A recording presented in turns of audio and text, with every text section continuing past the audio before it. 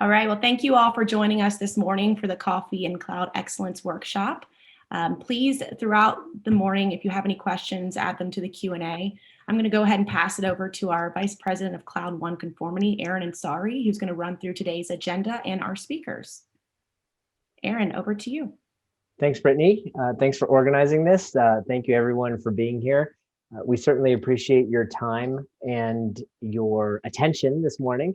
I know a lot of people are webinared out or their Zoom's kind of fatigued as it relates to doing things. So we work very hard to put together rich content and something that's valuable to you all. And hopefully you believe that as well. And so, this wasn't something that was haphazardly kind of thrown together. A lot of planning, a lot of time, a lot of resources and people went into this, and get the most out of it. Certainly utilize today to do so. We've got a great panel, a great group of people that are here working for the session, and we're going to go over the agenda that we have planned for you. So we're going to start off with pretty strong with Adam Boyle here, who is our Vice President of Hybrid Cloud Security here at Trend Micro, to talk about the Cloud One vision. If you're not familiar with what Cloud One is from Trend Micro, this will be a great time for you to gain some understanding and get a good, deeper level view of the products in the suite that's behind Cloud One, and kind of why there's a lot of buzz and a lot of awards and accolades kind of for it. Half hour later, we're going to go into what AWS, why security everywhere. We're going to talk to Chris Chapman, who's one of our AWS partner architects, and the value that you're going to get here is, hearing straight from a cloud provider that has millions of customers, that has tens of millions, if not hundreds of millions of instances, workloads, services, and implementations across the globe. So certainly getting to hear from an industry expert is very, very valuable. And we're going to go to a quick demo on one of the Cloud One modules or products, which is called Conformity. Just 15 minutes, enough to kind of wet your whistle and get you an understanding of kind of what this is and why it layers kind of with the agenda that we're talking about. That's going to be by Antonio Tirado, one of our cloud security architects or cloud engineers up in Montreal. We're going to wrap it up then in the last hour and a half there with our customer success story from MedHost, company founded in the late 80s or early 80s, I believe. Very well-known name. We'll talk to Pandy, John, and Asim about their journey, what they've seen, layer on top of kind of what some of the things that we've already built up in the agenda, and then we'll close with the zero login attack scenario with Matt Chapman, our tech advisor. So a lot of good stuff. And if I go to the next slide, we'll show you the kind of team that I just went through from a panel standpoint. The good news is it's not a panel. Each one of us or them will have a segment or section for you to listen to. So do pay attention. Pick your favorite. You've got a time as it relates to each person's window, and when we're going through each session or each scenario, do feel free to ask questions. We've got moderators.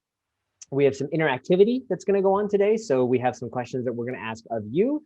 We certainly ask that you ask questions back of us. And it's not it's a rare occurrence that you get such a brain trust in sort of one room. So do take advantage of today and take the time to learn, gain insight, and hear from these industry experts and these experts that see thousands, tens of thousands, millions of implementations. So odds are they've got suggestions, solutions to the problems that you're facing today in a business standpoint. But we're not just here to talk at you, right? We're not here to tell you about our problems and how we want to solve them. We want to hear from you and hear how we can assist in some of the real world solutions, or the real world problems that you have, and some of the solutions that we provide. So I've kind of introduced everybody here via the agenda. Anything else that we want to cover on presentation slide for here? I think we're good to move on to the next piece, which is us asking you questions. So in the chat, you've got a poll that is from Alex. And what we're asking you to do is click on the link. It is not a phish. It is not does not give you any malware. The reputation of this site is high. Okay, so please trust us. Don't just believe the smiling guy behind the computer screen. Please take this poll and answer the questions that we have. We have some friendly ones that are not necessarily germane to work. Populate's pretty cool. If multiple people answer from the same region, this will bubble out and kind of get bigger. But it's neat to kind of see where everyone's coming from across North America here, or I guess the South and Southeast. A lot of people from Dallas. Dallas is getting big. It's kind of like watching snails race for a little bit, like you're rooting for your favorite snail to get that snail to go. My money's on Dallas right now, but it's neat to see. Oh, and Dallas loses out. Man, my snail lost. So it's good to see people from kind of all over. And this isn't necessarily a surprise, given that we were working to do registrations and populate the attendees with the people with whom we're familiar with. But do give us a insight into some of the cloud presence that you have, obviously, because we have an expert from AWS here that's going to be speaking, just so we can get an understanding of kind of where and how you are. I'm curious to see if this audience or this candidate pool statistically matches with some of the data that we see, specifically kind of that multi-cloud thing. We have a large percentage of our customers that have multi-cloud, and then we have, a disproportionately large amount of people that also have single clouds. So curious to see how this stacks out.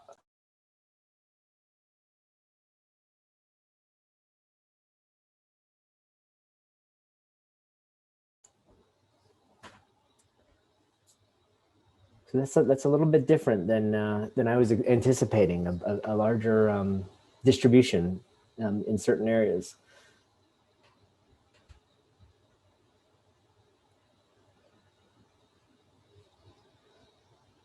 Biggest security concern for 2021.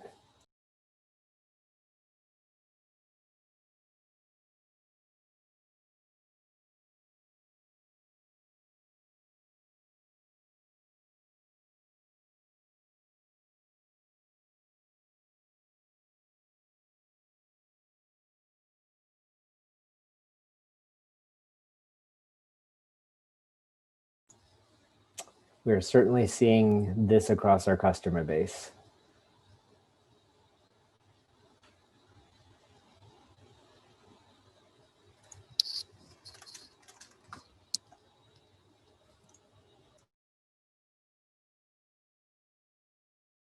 Ransomware, big one.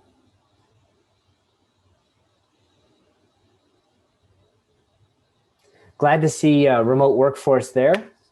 Obviously, with the migration of some customers to cloud, and everyone to cloud, to remote working, that's a big focus for today's session for sure.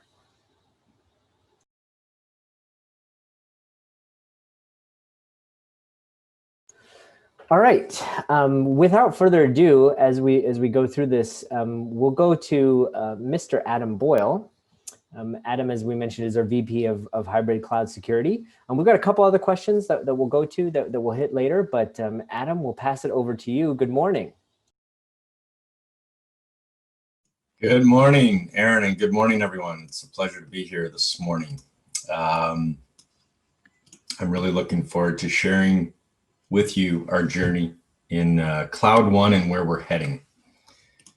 All right, so let me get started here. Okay, so Cloud One. Some of you may or may not know what Cloud One is. So the last couple of years in our conversations with our customers and their journey to the cloud, we've had this wonderful product named Deep Security, and we had a SaaS version of this called Deep Security as a Service. And over the years, we've had lots of different security problems presented to us that our customers needed to solve. And it started getting unnatural for it to fit into into deep security, which focused on primarily server and cloud workload protection. And so we got thinking, geez, we don't want this to become something unwieldy. Maybe we need to take a step back on our strategy. And that's kind of where Cloud One was born, was, geez, maybe instead of building point products, let's exit point products. Let's actually get into building a platform of continuously and independently releasing services, because we're getting asked to solve security problems across compute, networking, and storage. So across the hybrid cloud, across multiple cloud providers and the data centers. So that's kind of where the genesis of Cloud One came. And I'm going to walk through what we've done to date and where we're heading in terms of Cloud One. So the first thing is we see three families of security problems or use cases over the years. The first one, cloud migration. We see a lot of customers moving. I don't know if any of you attended Andy Jassy's keynote for reInvent. He said that 4% of all IT spend is in the cloud right now. So it's a really, cloud migration is still incredibly young. It's still an early adopter market. Now, while people are migrating to the cloud, all the new projects, DevOps is something that's the new normal in terms of software delivery. And it's changed the way the interplay between the business units and the development teams and how they work with IT and the security teams. So how do business units deliver continuously outcome while keeping things secure? So that brings in the whole cloud native security space, which is very different than traditional on-premise security models. And then, of course, the proliferation of the number of cloud accounts that customers are using and the encouragement by our cloud providers to have more. So developers have cloud accounts, and then there's that same cloud account. The creation of that could be also used as a very large centralized production account for very critical business applications. So how does an IT team manage, the cloud operations teams manage and govern the usage and the configurations of hundreds or thousands, and we've actually seen tens of thousands of cloud accounts at scale. So these are the three families of problems that we're trying to address in Cloud One. And I'm pleased to announce that as of last week, we've gone general availability on all 6 services here. So I'm going to walk you through a little bit of what these are and then deep dive them in the presentation. So workload security, formerly known as Deep Security as a Service, for those who have used that, has been repurposed into Cloud One as a service in this solution fabric. And it works across AWS, Azure, and Google Cloud Platform. We're launching today our vCenter connector. So that gives you the ability to auto discovery, sync, and protect assets in VMware. You can do it directly. You get this added value of a connector that will allow you to auto discovery that. On the container and application security side, this is our cloud native security portfolio, where we're protecting everything from the developers' development experience from source code repositories through to the container registries, through their DevOps tool chain, all the way to the various runtimes. And I'll go through that.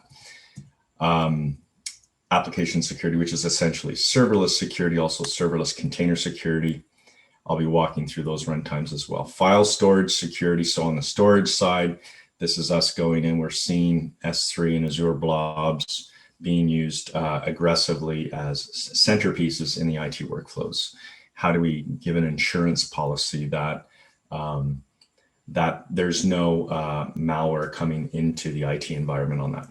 And of course, this wonderful complement to our portfolio, the Cloud Conformity acquisition of last year, is a centerpiece actually of our Cloud One, and I'm excited for Antonio to share more on that later, which is essentially introspecting all your cloud accounts and advising you of the security risk with these wonderful remediations to improve that security posture across AWS and Azure, and eventually Google Cloud.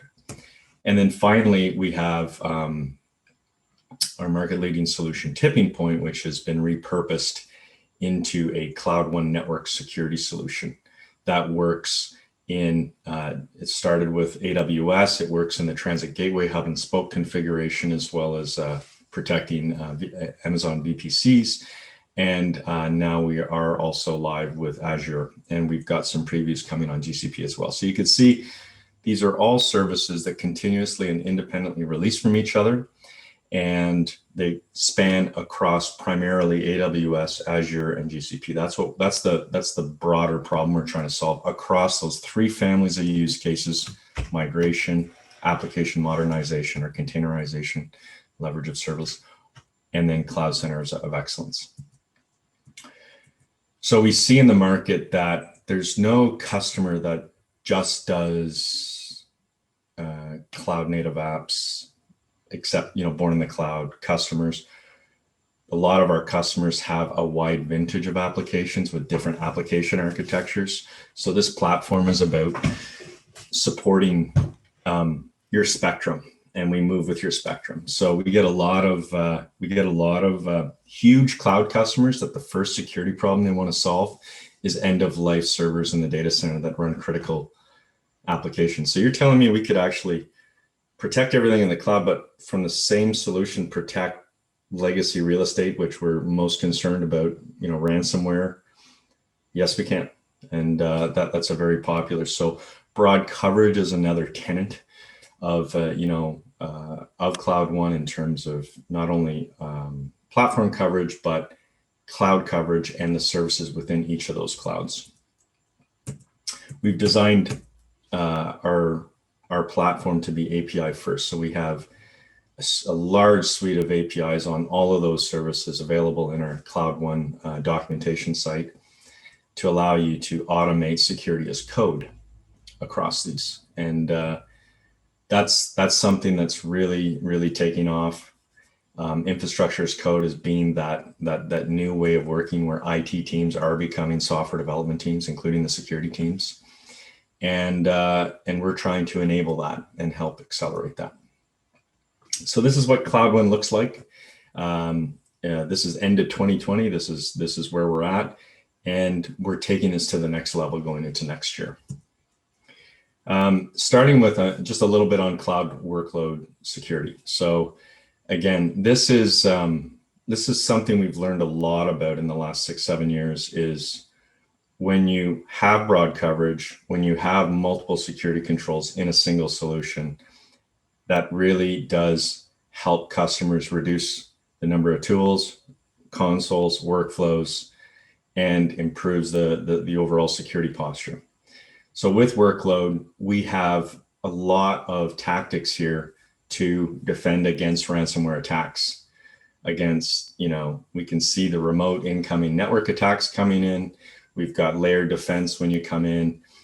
If somehow it gets through that layered attack, what we can do on the workload in terms of the detection with machine learning and behavior monitoring, stopping it at those, detecting, anomalies like, we're seeing a bunch of encryption going on here on a bunch of directories, being able to stop those in their tracks, not detection, actual blocking of it.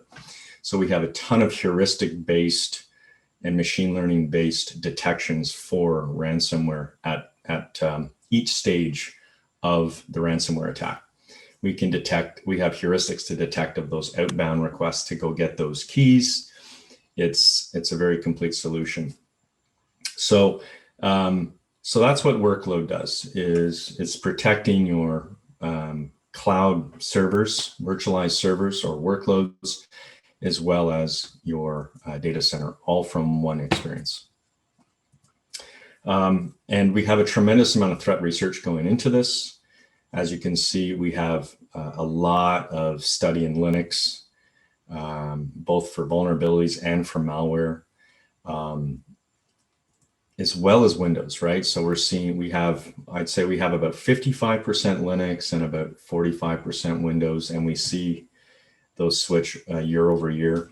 We see more proliferation towards Linux in the cloud, but there's a tremendous amount of Windows in the data center as well. So we cover all of this with our threat research, and we're proud of our vulnerability research program as being the best in the world, where we are finding more vulnerabilities in the world than any other vendor. And we drive all that research into our services for you, including the zero logon demo that Matt's going to be giving at the end of this presentation. So we have, one of our core competencies is our threat research, and that threat research we feed into all of our product lines, as I said, and we have a big focus on some of those cloud native attacks. Some of you think, EDR. EDR is endpoints. Well, endpoints is one of the IT entities, but what about the entire multi-cloud hybrid infrastructure? So we are adding tremendous visibility to that. We're also having a lot of threat research on MITRE attacks for exploiting a vulnerability in a serverless function. And we've got some very exciting stuff coming that we're going to be announcing in January, February around this. Kubernetes is not in the MITRE framework yet. I'm going to walk through where that's going later on.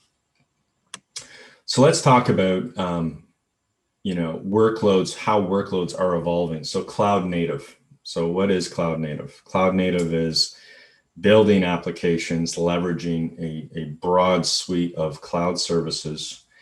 And the application architecture isn't monolithic anymore. It's essentially components or services that collectively make up the outcome. And each of those are continuously and independently released from one another, but you can't tell, it's the application just gently evolves over time.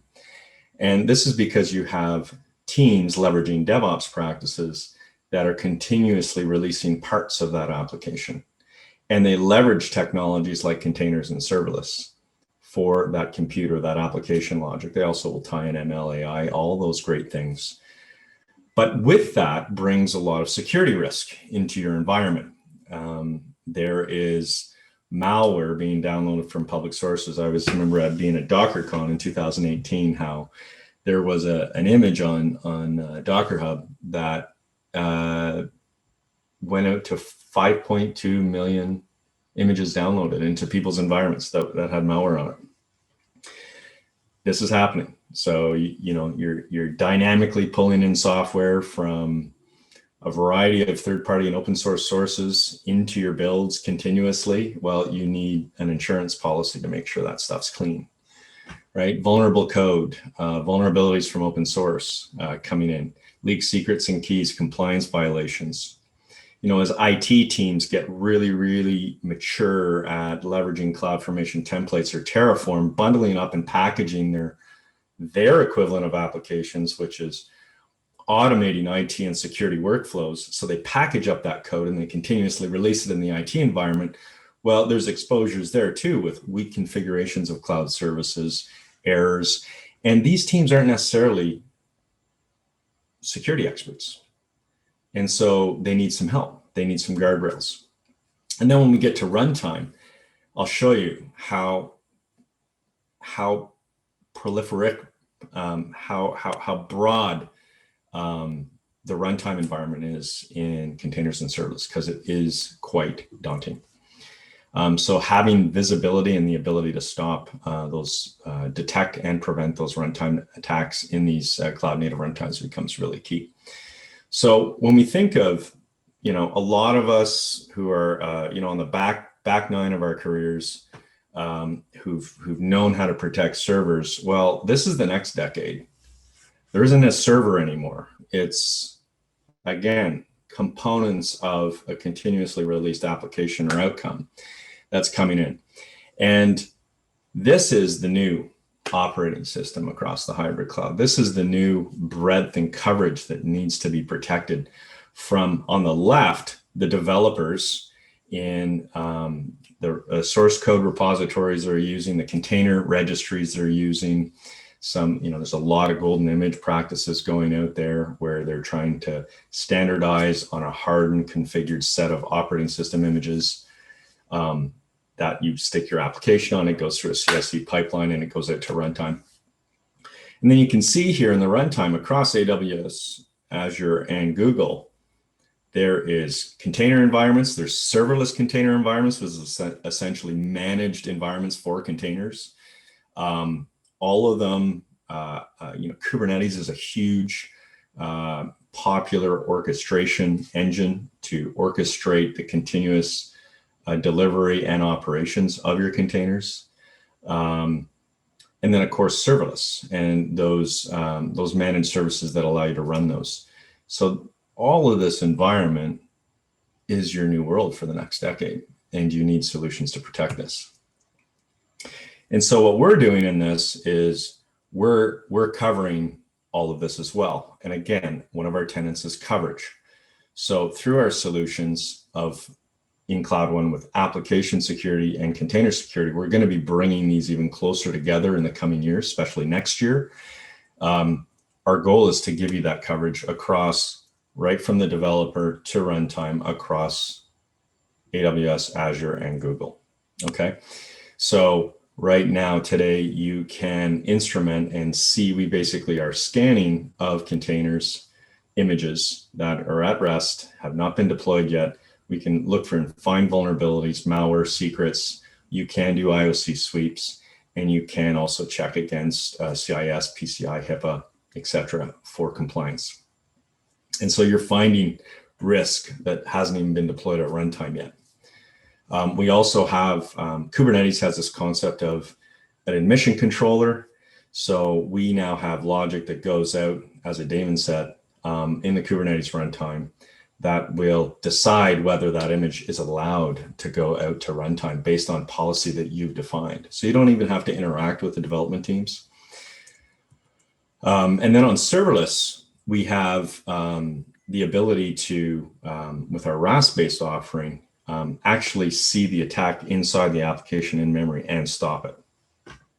And so this will work across Fargate, this will work across Lambda, this will work across, once the application gets instrumented, you've got that insurance policy across those environments.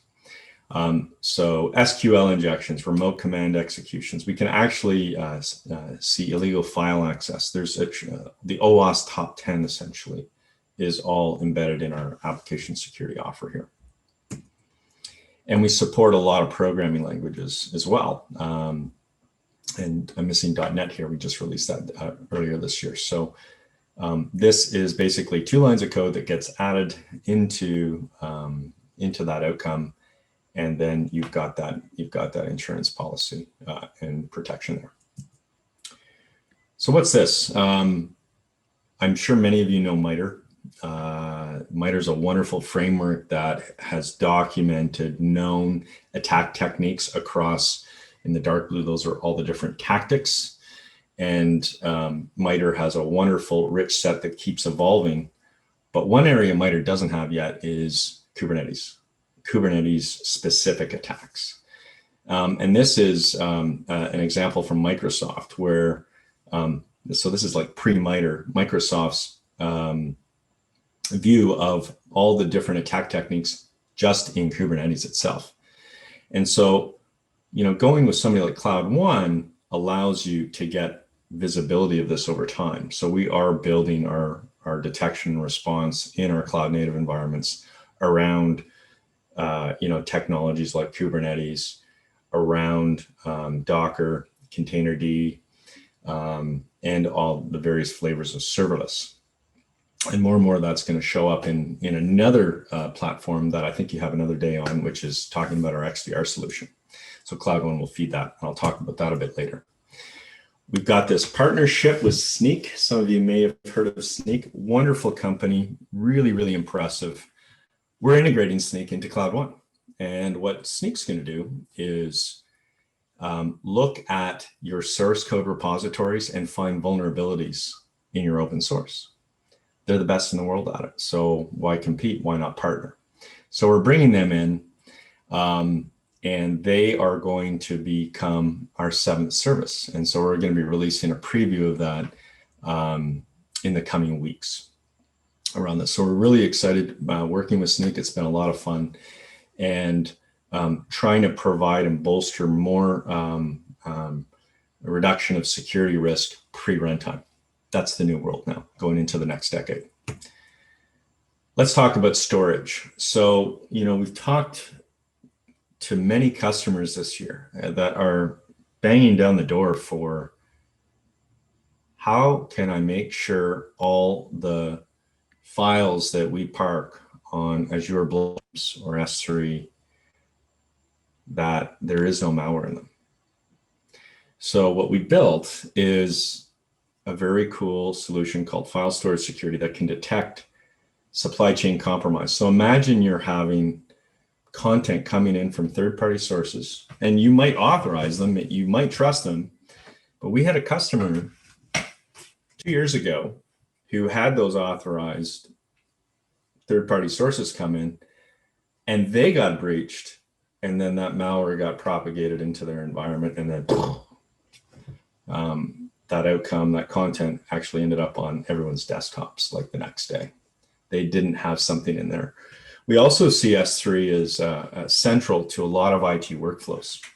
So that supply chain compromise is definitely something you want to be concerned about, especially for an attack vector for ransomware, but also the misconfiguration of buckets and everything. So while the malware doesn't get launched on the actual cloud storage, if those files are moved somewhere and they're not cleaned or malware free, then what do? You've got a problem here. So you don't want to wait to discover that once it gets to that entity. Why not get it? So that's where file storage security comes in. We've gone, our first cloud implementation of this is AWS.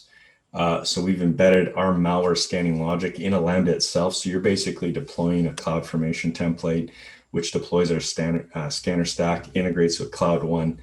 You point it to your S3 buckets, and anytime there's a put on those S3 buckets, we scan, and you can customize the actions that you're going to take on that. So really cool technology. And as we go into 2021, we'll be expanding across the hybrid cloud because that's one of our tenets. So we did the AWS problem first, and we're moving to Azure Blobs. We've already started the development of that, and then moving to GCP. Our network security solution, again, tipping point. So we now have that live for AWS and Azure in Cloud One. That just went general availability inside of a month ago. And again, wicked virtual patching at the network level. Really easy to deploy relative to, solutions like Palo, where, we've listened to a lot of the pain that our customers have had with other network security vendors. And we've really tried to design this to be deployment and operationally friendly, operationally scalable. For those of you who are leveraging, hub and spoke to network topologies, leveraging things like Transit Gateway, we've embraced that. And so, getting this deployed as a centralized pair that can vertically scale on its own is really, really exciting. So, ingress and egress and lateral movement detections at the network level, network security. And again, we are starting with AWS, Azure's done. We've already got we've had some internal demos of GCP.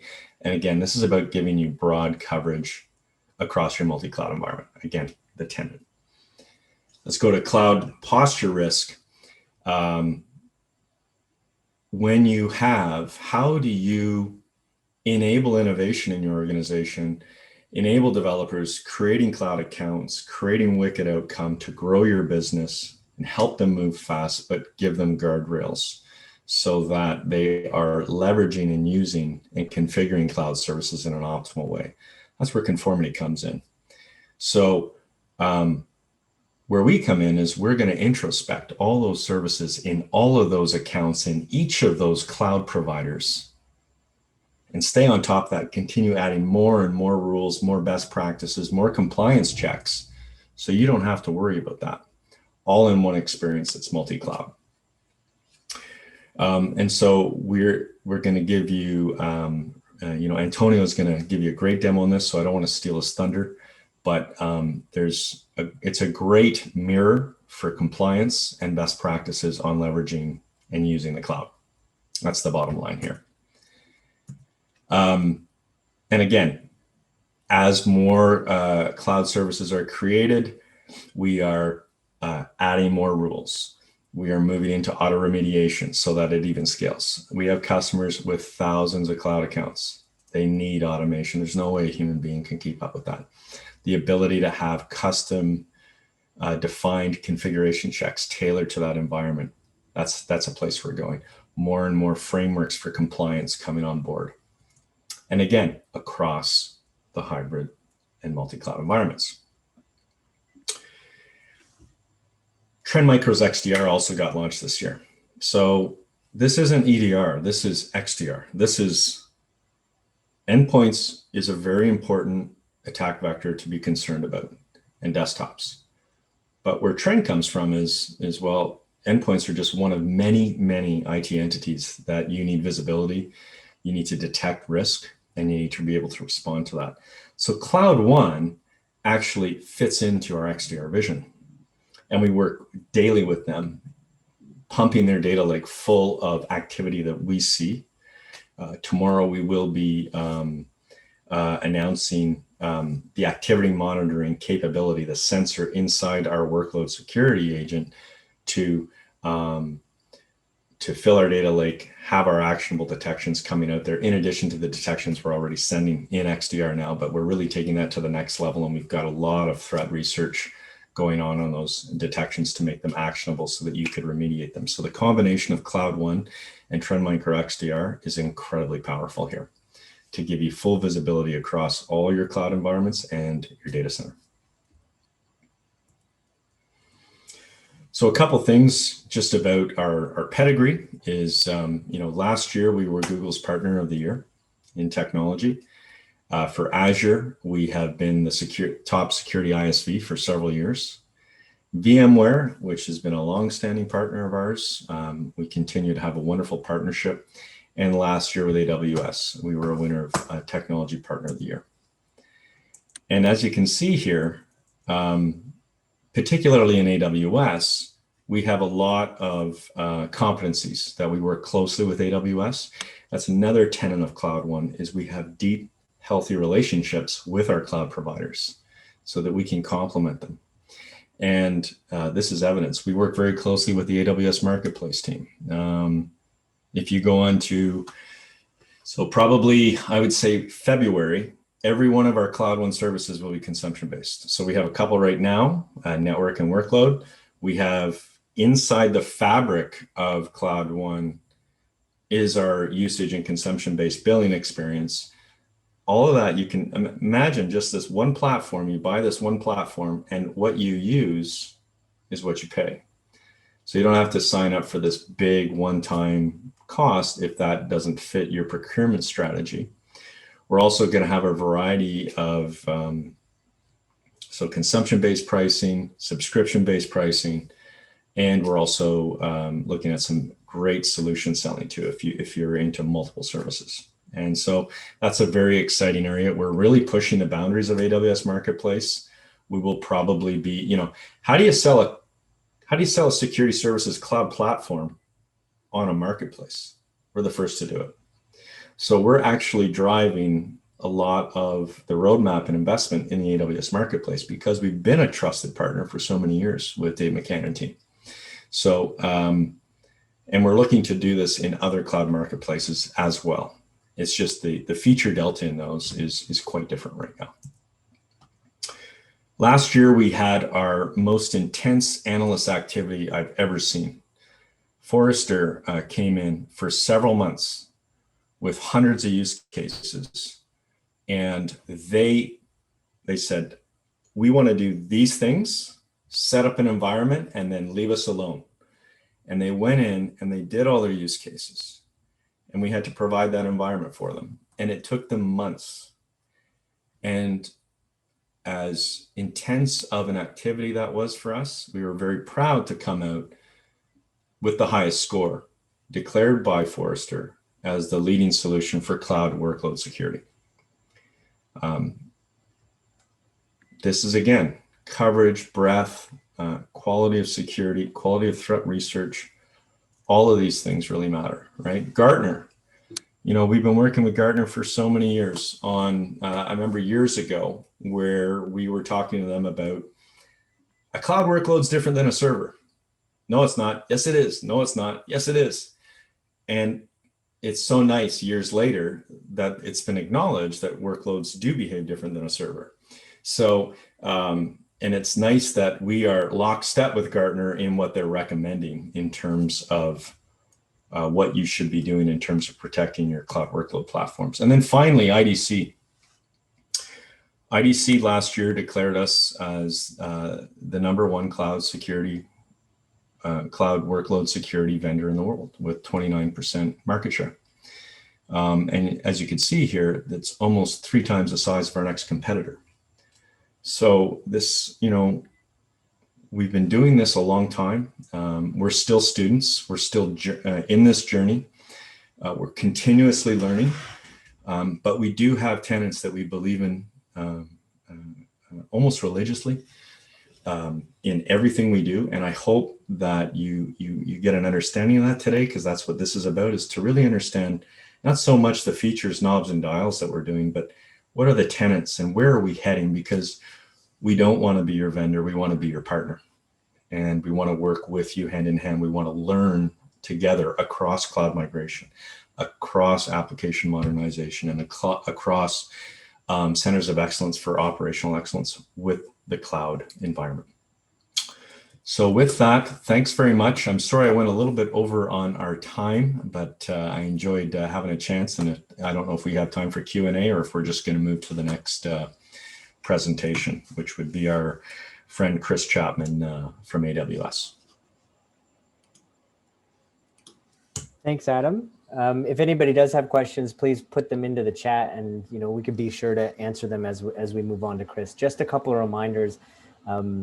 As Adam was going through his presentation, kind of a full stack, I guess I'd say, of everything, and that's the agenda that we're following today, right? We're going to go into deeper into some of the components of what was covered there, but definitely a lot of content, and please ask questions. A couple of questions coming in about sharing the presentation, and I'm sure Brittany and the team will be able to do that.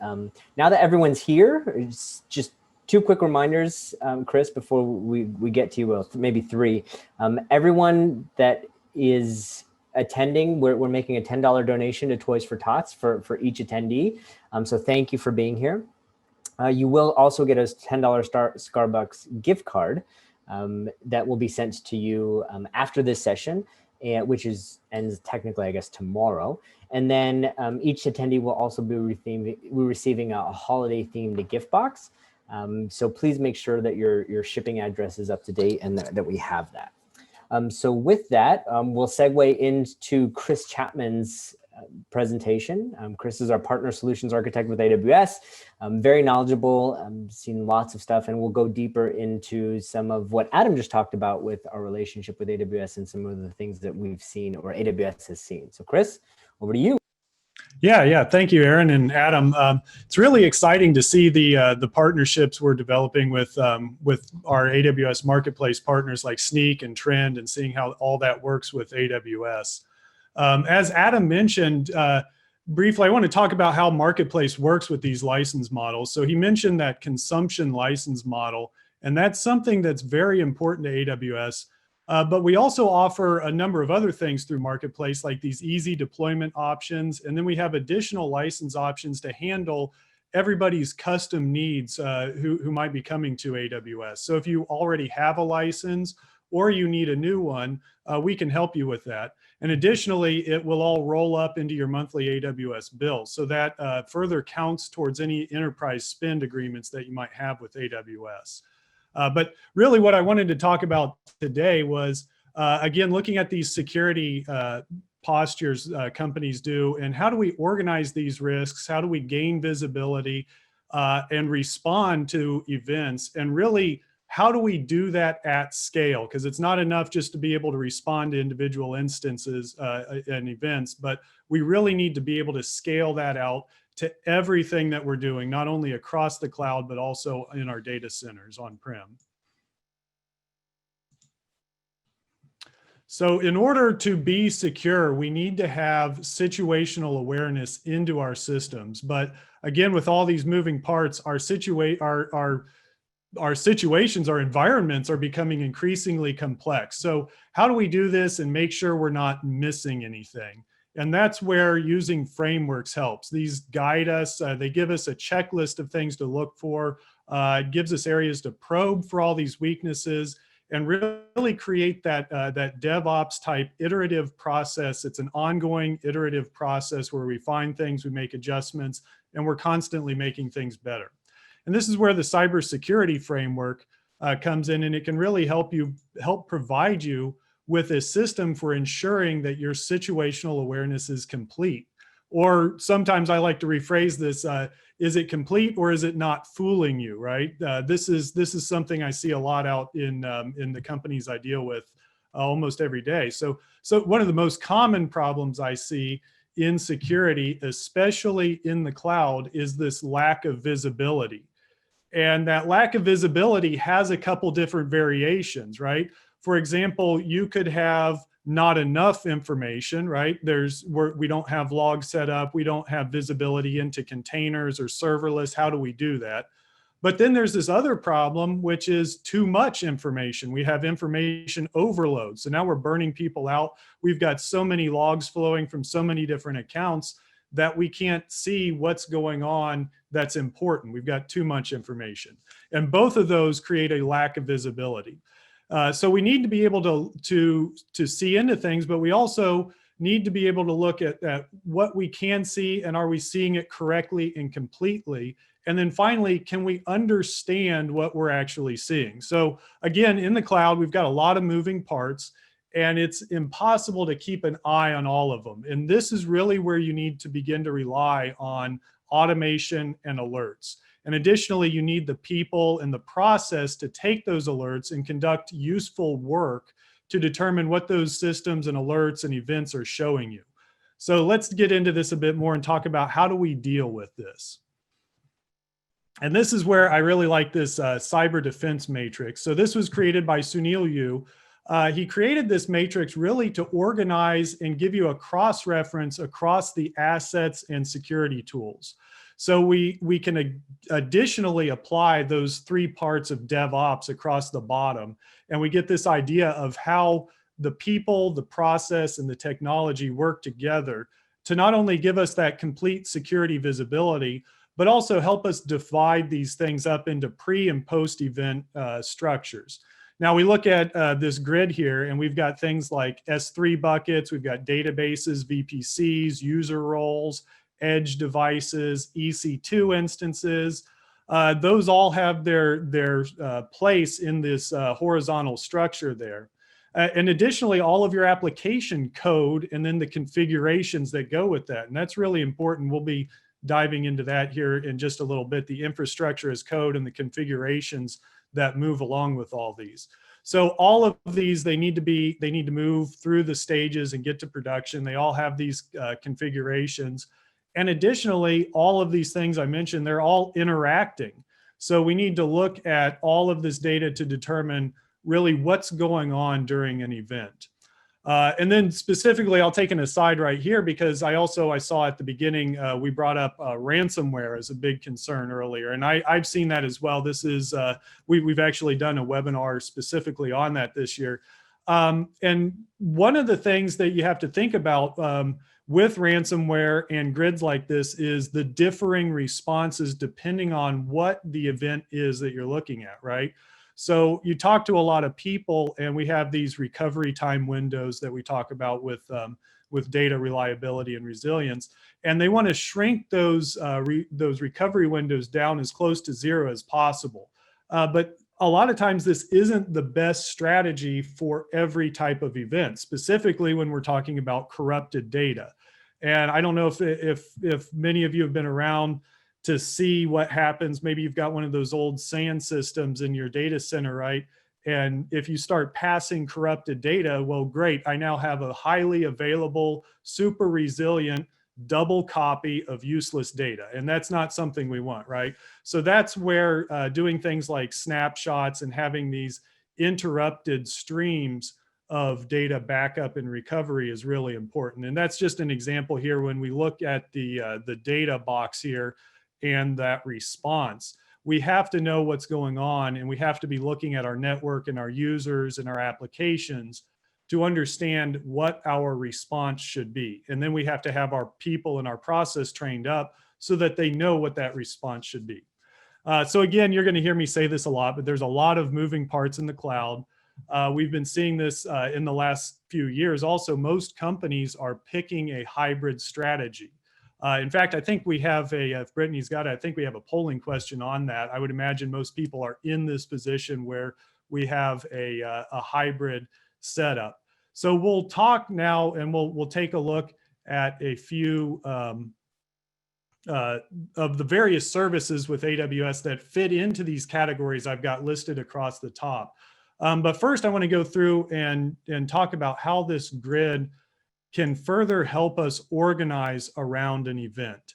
And as Sunil would say, there's boom, we've had an event, great. So now we can divide this grid into two things. And this is really important when we're looking at this divide between the technology and the people and the process, because they're all working together around these events, right? The pre-event information is our structural awareness. So here we're talking about firewalls, web application firewalls, our vulnerability scanners. So we really need to understand our assets. We need to know their weaknesses. We need to understand how they're interacting. This is all a pre-event planning and structure that we need in place so that we understand what that threat landscape is. We know what those structural weaknesses are. And we can begin to probe those and find better ways to fit those in. And we've got excellent products by both Trend and Snyk that I'm going to talk about, that how they fit into this structural awareness that we're trying to create before an event happens. And then after an event, yeah, I just saw the poll pop up. Yeah, everybody almost is in a hybrid environment. So that's a pretty common trend that I'm seeing. So back to this with the post structural here, the post event. This is now our situational awareness. Now we're trying to help our people and our process deal with an event. What happened? Where did pieces go? Am I dealing with an actual security issue, or am I dealing with business as usual? Or maybe I'm dealing with a new feature that was planned, and we would expect these types of changes. So we have to be able to know how all of this is working in order to make those types of determinations. And we need that visibility from our technology to be able to understand what is an unusual change or a new and unusual interaction between assets. So looking at this, for example, it's rarely enough to be able to look at one data asset and get that complete picture. So something, an example I might talk about is you've got a Lambda function and you're getting some alerts, right? So some of these questions that might pop up is, what is the alert? Where is it at? Is it in prod? Which account? Which region? How did that function get into place, right? Did a developer upload a zip file manually to the Lambda console? Is this Lambda function controlled by infrastructure as code templates? Has it gone through a pipeline? Has it been validated? Maybe by that workload security or the Snyk vulnerability and dependency checker, right? So if you know those pieces were in place beforehand, maybe we can trust that Lambda function a bit more. And if there's an alert, we can look at something else, right? So additionally, what does that Lambda function's role have access to? Does it have access to S3 buckets and databases and EC2 instances? So now we're bringing in that bottom layer, the user, the identity access management. And we're looking at also, not only what does it have access to, but what is normal for this function to interact with, right? And this is where anomaly detectors and ongoing active security tools can help you out, right? Is it normal for this function to interact with an S3 bucket or a database? It may or may not have access to it. That's a separate question, but is it normal for it to interact with it, right? So this is how you would use the matrix to fill in what you do know, what tools you have to cover those assets. And then you start to also see where you need more coverage. So you can find the tools that you need, and you can upskill your people on where to look, how to use these detection mechanisms, and also how to respond to these types of events. And my mouse clicking. Yeah, I'm sorry. There's that slide had animations there. So I want to dive now into how AWS services work with this that top layer that we just saw on that matrix. We have a number of AWS services that can help you protect before an event and boost your overall security posture and that visibility that you need when an event happens. And I'll talk about this a little bit more in depth in just a minute, but Security Hub really provides you with that comprehensive overview of your security and alerts and that overall security posture across all of your AWS accounts in AWS. Control Tower is another service that we recently released about last year, and we're constantly coming out with new stuff. In fact, just a little bit ago, we came out with a number of built-in guardrails with Trend that can help you out of the box get a lot of that security preventative and config validation in with your Control Tower, and then it gets pushed out to all those accounts by default. So people have those tools, they're ready to go, and it's almost transparent to the end user, which is great. And additionally, Service Catalog is a tool when we're talking about infrastructure as code, and I'm going to get into how important that is later, because this is really the underpinning of those preventive, those pre-event things. We want to make sure that we have infrastructure as code, we're templating, and we're pushing those templates out through a trusted pipeline. It's one thing to create great templates, but then can you guarantee that they're making it to production without someone messing with them along the way? We've seen a number of high profile things with S3, for example, where the config, it makes it out there, the bucket's all great, but then someone makes a change that doesn't get caught, and that can have some pretty catastrophic implications later on. And this is all underpinned by CloudFormation, which is really our language for infrastructure as code on AWS. And this allows you to model and provision your entire infrastructure with text files and programming languages. And this is really that infrastructure as code. You're codifying the infrastructure, but you're also creating these templates that are your live documentation of what your infrastructure looks like, right? So you have an event, we've got, say it's that Lambda function. Do we know how much RAM and CPU and where the alerting is going to? Well, it's really easy. If you've got a template, you can just go and look at that template. You know exactly the way it should be. And then you can maybe compare that to what it is and begin to figure out if those changes were malicious or benign, right? So diving in a little bit more into Security Hub, again, this is that centralized in AWS, it's that centralized comprehensive view of all of your high priority security alerts and compliance statuses for your entire environment. And Security Hub helps you by, it gathers those findings from various services like Macy and GuardDuty and Inspector, and it gives you the ability to spot these trends in your findings, identify those potential issues, and then begin to take those remediation steps to protect all of your deployments across all your accounts. And Security Hub pairs with a number of integrated solutions from AWS Marketplace, including our sellers like Trend. Then that gives you even greater visibility and control over your environment. So it can help ingest and aggregate their findings and give you that visibility that you're looking for.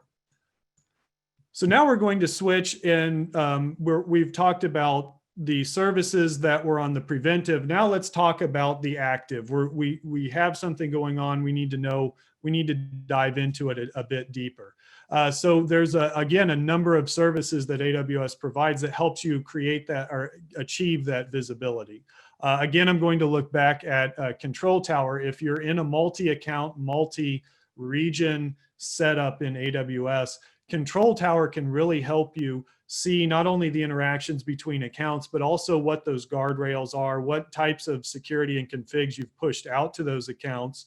And it gives you alerts and logging in a centralized location from all of your accounts. Again, that's important because you might have microservices in one account that are interacting with a different account. That's a pretty common thing we're seeing, or even onto on-prem. So you need all of that centralized logging into one spot. And additionally, it'll give you those alerts if guardrails have been enforced or if something is in violation of configs that you've pushed out. Additionally, CloudWatch. This is probably the biggest thing in AWS. It's the logging, log streaming service, right? CloudWatch provides you with the data and the actionable insights to monitor your applications and then respond to these system-wide performance changes and resource utilization alerts. It gives you that unified view of operational health, right? And it does that by collecting this monitoring and operational data in the form of logs and metrics and events, and provides you with that unified view of all of those resources and even your applications on it running on AWS.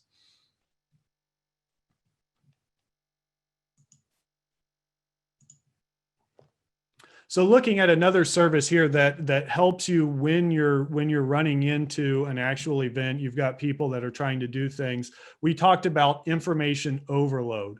And this is where Amazon Detective helps you, because it comes in and it makes it easier to analyze, investigate, and really quickly identify the root causes of potential security issues or suspicious activities. Now, Amazon Detective can automatically collect the log data from all your AWS resources, and it uses machine learning and statistical analysis and graph theory to build a linked data set that enables you to easily conduct faster and more efficient security investigations. So this helps you sift through all the noise. Determining the cause of these security findings is a complex process because, like what we've been talking about, there's a lot going on. So it involves collecting and combining logs from a number of different data sources. So if you think back to that grid I had up earlier, you've got all those asset classes. You need to see the logs not only from your applications, but also your network flow, your data sources, and your users. What are each of those doing, and are they interacting with this particular event? And that's what Amazon Detective helps you do. And it really simplifies that process by enabling your security teams to easily investigate and quickly get to the root cause of findings. So we've talked about some tools here. We've got some theory, we've got some framework. This is all great, but really at the end of the day, you need to have them all working in all of your accounts and for all of your developers and your infrastructure engineers before they can help you. So let's talk about how you go about doing all that. And this is where infrastructure as code comes into place. This is so important. Adam talked about it. I'm talking about it again now. It gets its own slide here because this is really the underpinning of how you begin to do that posture. If you're clicking around in the console, you don't know what's going on. You're enabling your end users to create things, and you're just hoping that they have that compliance with your security teams and your cloud center of excellence. But as a lot of us know, hope is not a good security strategy, right? We want to template things, we want to push those out, and we want to enforce those configurations and those architectures that we're pushing out. So I'll start here with a development life cycle, right? This might be the most basic structure for most of you, right? We've got our developers, they need to check in code, they need to push it out. In this particular case, we're talking about a container application. So we're pushing our code out, we're checking it in, and then we're pushing it out to a container registry and eventually running that on a container system in AWS. Maybe it's Fargate serverless containers, right? So in this process, we can insert security in a couple places. First, what we can do is we can build a template that creates this entire pipeline. And we have examples of this out in GitHub and AWS samples, and we can send you links to that if people are interested. So this process can be templated, created as infrastructure as code, and then provided to your end users through Service Catalog, so that not only do they not need to know what all the security requirements are, they also don't need that AWS expertise to be able to create this entire pipeline. They can really just go in to Service Catalog, deploy it with minimal security permissions. You don't even, with AWS Service Catalog, you don't even need to give your end users the actual permissions that are required to spin up EC2 instances and container clusters. You give them permission to use Service Catalog, and then Service Catalog itself goes out and has the permissions to provision all of this infrastructure. So that's the first layer, right? Providing the tools you need to your developers so that they can do the work they need to do without needing that security risk and without needing that expertise in AWS, right? So you trust that infrastructure, it's well architected, it's gone through your CISO, it's gone through your Cloud Security Center of Excellence. But then additionally, what you do is you give them tools that they can use in that pipeline, and you template those into this process. So this is where products like Snyk and Trend can really help you get that visibility, not only into your code, but also the dependencies of your code, right? Adam talked about this, and this is really important. It's not enough to check your code for vulnerabilities. You also need to be checking other people's code for vulnerabilities, especially known vulnerabilities. It's so easy nowadays. It's a single line. We've got a blog if you want to see, for example, how Snyk can get in there and do that dependency checking on vulnerabilities. It's a single line almost in a build spec that goes right into this this build and test here in this pipeline. You can provide that to your developers transparently, again through Service Catalog, and it's built in. They're doing it. They didn't have to do anything. So again, this is where infrastructure as code, this pre-planning, and then tools like Snyk and Trend really combine to give you the foundation you need for that long-term security posture. So that's a tool that we're giving to our developers. Now let's talk about how we put these tools into place securely so that our developers can use these with that minimal effort and even the minimal expertise and security required in AWS, right? So we need to put these DevOps pipelines around our infrastructure as code templates, right? Infrastructure as code is where our security and our templating is forged. How do we make that secure? Well, we wrap that in a pipeline, and then we validate it. That's that workload security with Trend and the CloudFormation validation. Is it a good template? Does it meet all of the security requirements we expect? We can build in guardrails with Control Tower to make sure that as infrastructure is coming online, it continues to meet those requirements that we've pushed out. And additionally, the pipeline provides us that known good repository of well-architected templates so that no one can mess around with the configs and the templates after they've been pushed. Because again, it's not enough to have good templates. You also need to protect them and make sure that people can't mess around in the console after the fact, especially on your production environments. So that's where Control Tower comes into place for setting up those accounts with those tools. So this combination of Control Tower, infrastructure as code, and Service Catalog, you can then provision accounts that are already set up with not only the guardrails, the logging that's flowing to the right spot for auditing purposes and security and active vulnerability checking, but also your developers and your infrastructure people are instantly enabled. Once that account comes online, they have all the tools they need to then go out and launch these things. So that CI/CD process I just showed you on the prior step, you would provide that through Service Catalog to that new account. So when your developer signs in, right when that account comes online, it's a brand new account, they already have all the tools and all the security they need to do their job, and they don't need to be security experts, and they don't need to be AWS experts.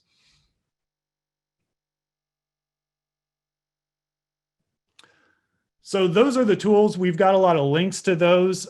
We can send out later on if we need. There's a GitHub repository with a lot of samples for not only Service Catalog, but Control Tower. We've also got some blogs and some guardrails that you can deploy with Trend and with Snyk into these environments so that you can start to get some of that security posture. Of course, they're all provided through AWS Marketplace if you want to use those third-party partners that we've been talking about. But I also wanted to tell you about a couple companies that have gone down and done this, right? So one of them starting here is Pivot. And this goes back into that workload security that I was talking about, that infrastructure as code, and how they integrated this into their development process. Because they really needed to ensure that they had the security throughout their entire development lifecycle. And workload security is what allowed Pivot to quickly operationalize new products with that built-in security and without the need for these manual compliance checks, right? They built it into the pipeline, they provided it to their developers on an on-demand basis, and then they didn't have to worry about it because they had that security built in. It was checking, it was validating the configs along the way. And that allowed them to continuously secure their application development, process their container images, and also do that container registry scanning, that ongoing maintenance, while supporting the migration of their APIs to this new container architecture. So it really accelerated their migration and provided them a better security foundation. And then additionally, going back to the actual CI/CD process, New 10 is a company that chose Snyk to do their out-of-box integration with key AWS services. And we're looking at Lambda functions specifically here and containers. So New 10 was able to use Snyk to gain that immediate view of vulnerabilities across all of its Lambda deployments. And this allowed their team to quickly fix any of those potential risks during the development process. So you hear a lot of people with DevOps talk about shift left, right? And this is an example of that, moving those issues and errors closer to the developers and farther away from the production systems, right? That's one way to look at it. It also, Snyk gave them that high-level overview of all of the vulnerabilities that were provided to the New 10 team so that they could quickly decrease their backlog by letting their team, their security team specifically know what was wrong and who was responsible for fixing it.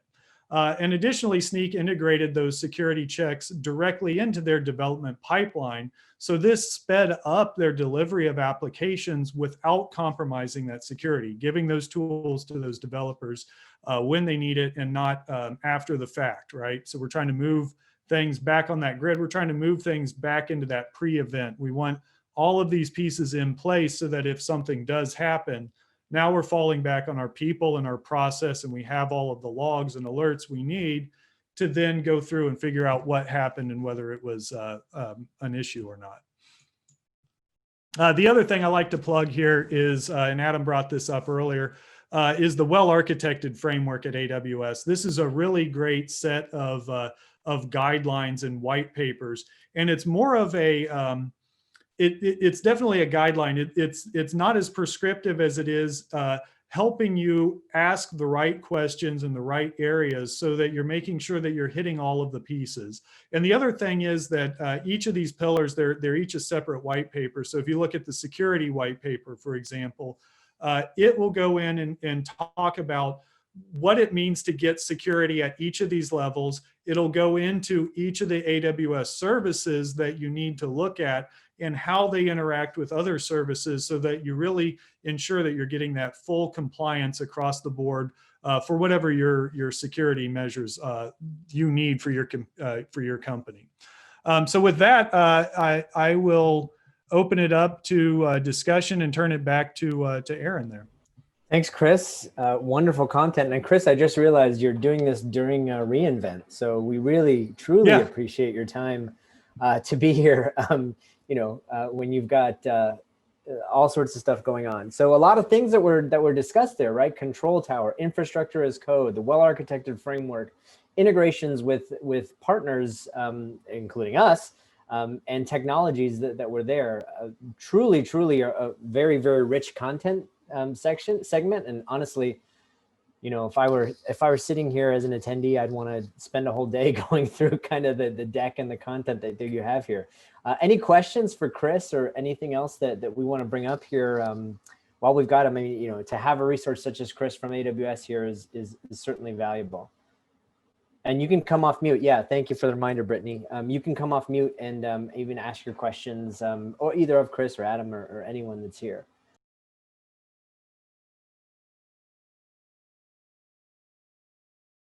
I guess I'll ask one thing. Chris, in your infrastructure as code component that you had there, how do you see adoption? And I'll ask this from an industry sort of perspective. How do you see adoption of CloudFormation templates versus like Terraform and those sorts of things, Ansible, some of the other stuff among the people that you're working with?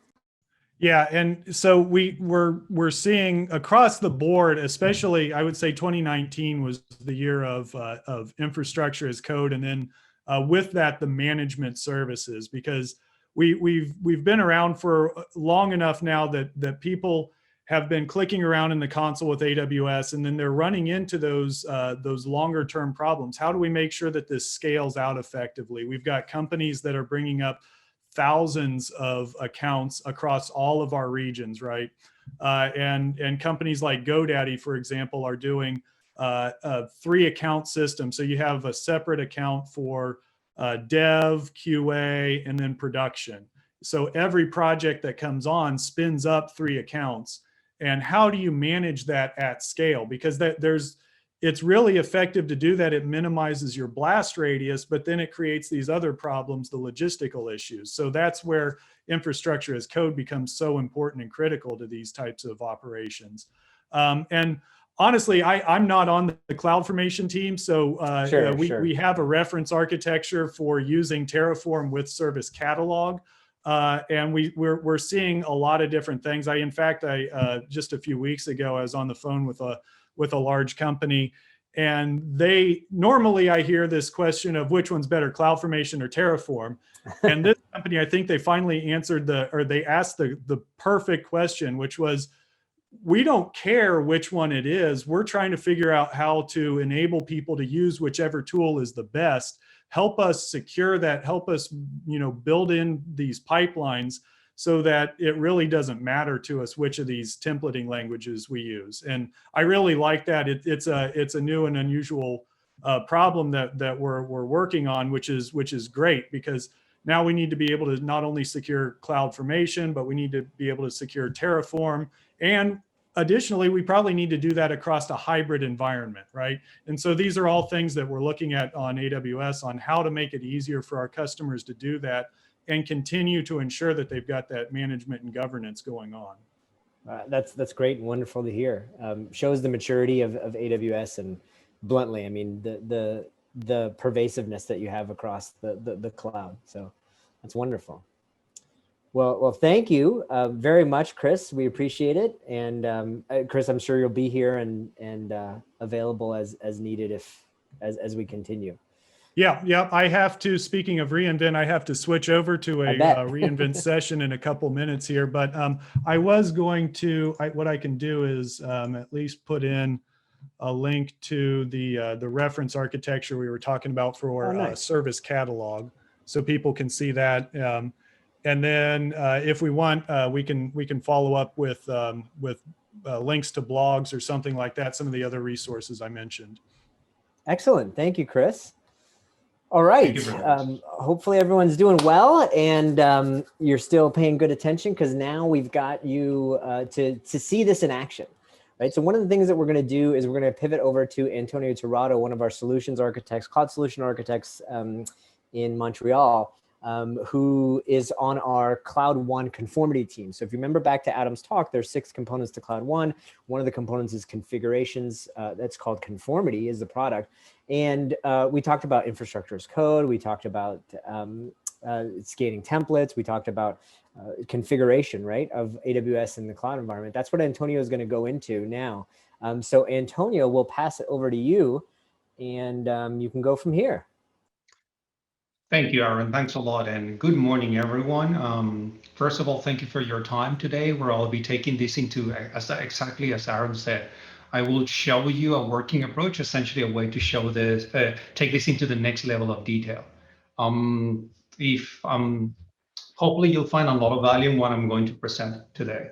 And let me share my screen really quickly, because a lot of what you're seeing here today, it's based off straight off Chris's presentation. And I'll be bringing in all of the aspects, a lot of the aspects that you saw during Adam's presentation, during Chris's presentation, and a lot of what you're going to, even our customers are seeing, are using daily.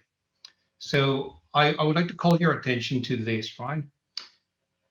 To this application of the CSS framework. You are looking to improve your situational awareness and your structural awareness.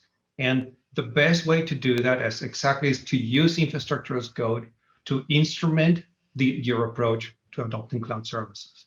And the best way to do that is you rely on framework. Those frameworks will help you find out, will help you understand what are the things that you need to be looking at. It will help you apply your knowledge and expertise in a more focused manner. And for example, this framework tells you need to ensure identify and protect elements pre-event, things that are you haven't even configured in the cloud. And for example, things that are after you configure things in the cloud, which is your situational elements. It ties a lot into the services that Chris showed you before, into services that help you protect against events, services that help you provide visibility in context, essentially runtime behaviors. And Trend Micro has a great set of tools in Cloud One, including conformity, which is what I'm going to show in action today. So I will start my my presentation by showing you a little bit of how to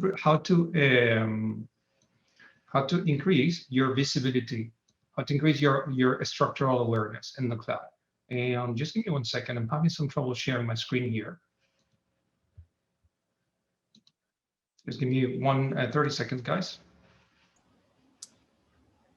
No problem, Antonio. Kind of while you're doing that, I'll talk to the audience. Discussion points, questions that we've had come up in chat, and some of the things that we've seen. These services and some of the things, like if you look at what Chris referenced to you, are available, for evaluation, and in some instances free of charge. So definitely something that you should take advantage of and look at. Absolutely ready now, Aaron. Sorry, guys. Okay, I'm not sure what's happened there. Zoom was refusing to let me share my screen. So recapping again, what I'm going to show you is how to improve your structural awareness. And your currency, the main tool that you're going to be using, that you should be using for adopting any cloud service in general, is infrastructure as code. You should be automating, you should be scripting your approach to configuring and using services in the cloud. In this case, I'm showing just a very simple CloudFormation template that all it's doing is creating an EC2 instance. And how to improve your structural awareness from the get-go, from the point in which developers are cutting code for your application, you can scan your templates. Scan your infrastructure account as code against potential misconfigurations in the cloud. And at this point, they're potential because you haven't configured resources. So, but you can get insight into what that infrastructure as code is creating. In this case, this template has two issues: a low-rated item about not configuring detail monitoring in your EC2 instance, and a medium-rated item about your EC2 instance missing an IAM profile, a service role. This is this is security 101. The best way to protect your applications is to ensure that all elements, all components in your application and running under the proper security context. In AWS, the best way to do that is to utilize service roles, specifically IAM roles. So what I'm going to do now is I'm going to plug in. What I'm going to do is show you how to further improve your situational awareness by preventing misconfigurations for even going into the cloud. So if I were to do that, what does that mean? If I were to do that, it means a developer will try to commit that code. It will try to push that code into the repository.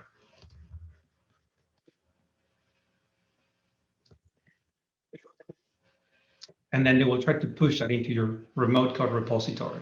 And what you'll see here is the next level of instrumentation of the approach, where we are going to into GitHub, in this case, GitHub Actions, and you'll see in action the approach. This is example I'm just plugging in. What you're seeing here is we've gotten some structural awareness right from the get-go when developers were cutting the code. The second level is to further augment your CD pipeline. Before it was CI, now it's CD. What's happened here, as you get it so similar to as you saw before, we scanned the template that we tried to push into the code, but our pipeline rejected it. It said, sorry, there's one medium item, which is a contravention of the security policy that you configured here. So going back into this, we're increasing structural elements, structural awareness of our pipeline in our pipeline, both as early feedback to our developers, but also in the automation itself.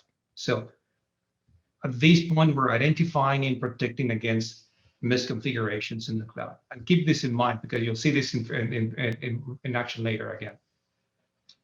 The second aspect, the second way to do this is, well, do we need to go back and fix that? We shouldn't have that kind of misconfiguration going into our environment. And what I'm going to do now is I'm going to plug in a sanitized version of the same template. It's exactly the same EC2 instance.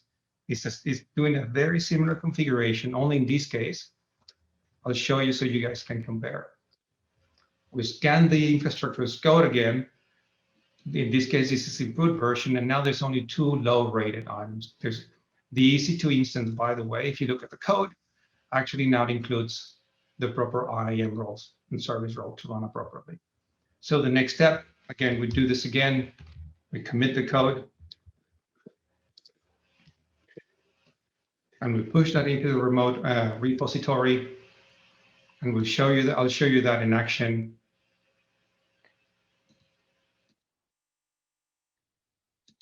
Let's refresh this page. And you should see the new example, test 3 running. And what's happening now is our pipeline is validating, is doing a build validation test to ensure that our temp infrastructure code is not introducing misconfiguration, is not increasing your exposure.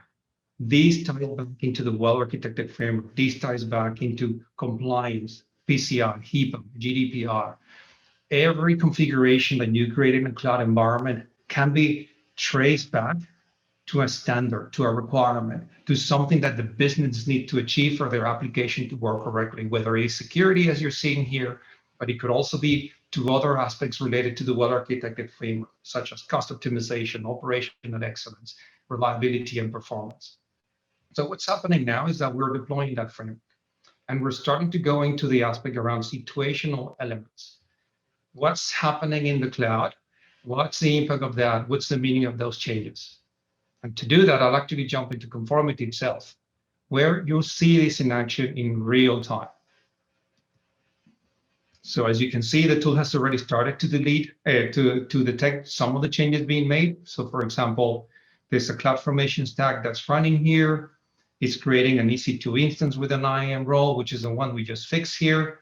And it's creating some, it's already running scans against, for example, things such as the well-architected framework to know what could be further deviations from it. The second aspect that you saw in action, and it happened very quickly, again, ties into your situational awareness, the meaning and the impact of a change. So in this case, our EC2 instance also includes some misconfigurations that are introduced on purpose about, about unrestricted access to RDP and SSH. And I always bring these 2 aspects because if you check some of the latest research, the biggest security issues are coming from misconfigurations in the cloud, such as remote access to administration ports or remote procedure calls to things that are functions, Lambda functions, EC2 instances of running any kind of privileged transactions, or even remote access, simple as that.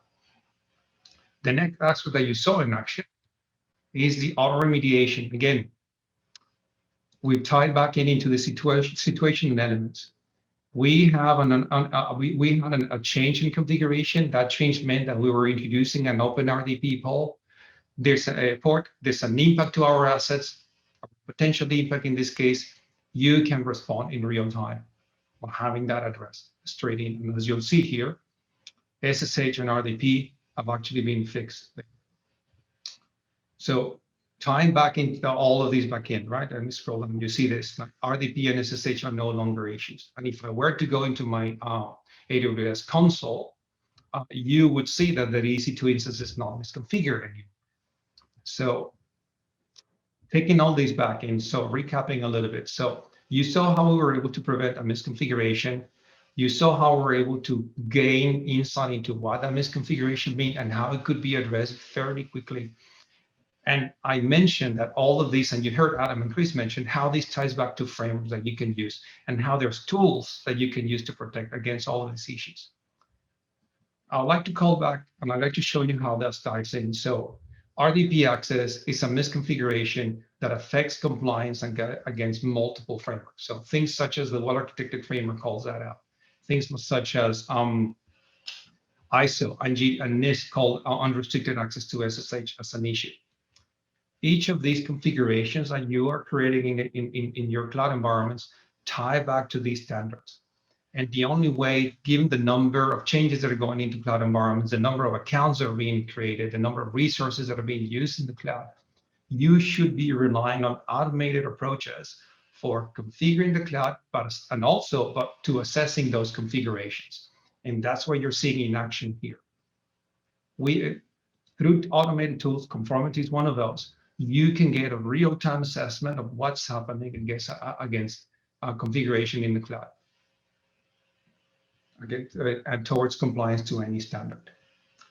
Of course, as a tool, there's multiple aspects to it, but I want to highlight again, automation is where you should be doing things. So you could use a dashboard if you wanted, but again, there's multiple other ways that you can gain insight into the information that's being produced here, such as ticketing systems, Jira being usually the most common currency used to trade working between developers. You can integrate these with other tools that you use from your own dashboarding. The underlying point of these slides, same as knowing very well what are the services that you can use to protect and gain visibility into the cloud, including conformity, is for you to be able to place this in the framework to say, am I increasing my capacity to protect? Am I increasing my capacity to detect and respond and even recover from an event? Rely on these tools, rely on automation. So you can better protect all of your cloud environments and cloud accounts. So are there any questions, anyone? And again, please feel free to drop in anything. Antonio, I think that was a fantastic application of everything that we've been talking about. Just a great example to go into the templates, to go into the infrastructure as code component, and to be able to actually do some remediation that's tied to it there. I guess to that point, do you have any components or pieces that automatically fix any of these findings or built into this? Yes, actually, I show that, but I think it's happened so quickly. We've improved this tool a lot. Okay, and this goes to this, right? Yeah, the respond portion. The capacity to respond, right? Right. This is, which in this framework, we show that it's a combination of technology and people. Yep. Okay, so the whole point of this, and let me jump back into this, right? Someone could potentially create an EC2 instance. It might be outside of your risk appetite to have that exposure even for a few seconds. Yeah. So having the capacity to respond in real time, essentially augment your capacity to respond and let people deal with the recovery, approach the recovery, whether information was lost, something like that. You should be, this is something that you should definitely use. Okay, what you guys saw here in action, and as you can see, it happened in the span of a few seconds, is we deployed a change, we ran a preventative scan, but even if something was misconfigured afterwards, and that's something that I prepared for this, you can have a response, immediate response for this. Excellent. And that's what I'm trying. And this is what you should be. This framework, the application CSS is really good. It ties very well with all of our tooling in Cloud One. Excellent. I mean, this has been great, and hopefully the audience agrees of a consistent view of, big picture, AWS's focus, and now the application of what you can do here in an AWS environment. Fantastic. Well done. And again, ask questions, type them into the chat. If you have further questions or need presentation information, please feel free to reach out in the chat.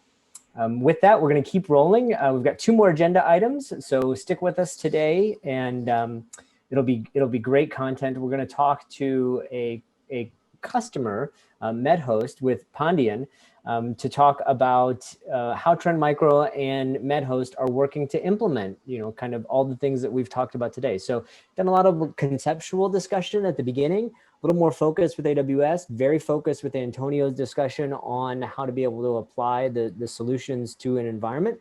Now we're actually going to see with MedHost a discussion of that environment and how we at Trend Micro, how MedHost and with their technology partners have been able to go through and do this. So without further ado, I'll pass it over to Pandian, John, and Asim for discussion with MedHost. Very good. Thank you, Aaron, and thank you, Antonio. I'd like to introduce Pandian from MedHost. Pandian, I believe we have a couple of slides real quick. Brittany, you'd mentioned that you were going to pull those up. I think it'd be a good starting point. And for everyone that's on the call, what this brief moment that we have here to spend with Pandian, we at Trend Micro want to be able to provide you with hands-on opportunity to speak to actual customers. So although this is going to be a Q&A discussion point with Asim, Pandian, and I, this is a real Zoom chat. So this isn't one where we're blocking you guys from communicating.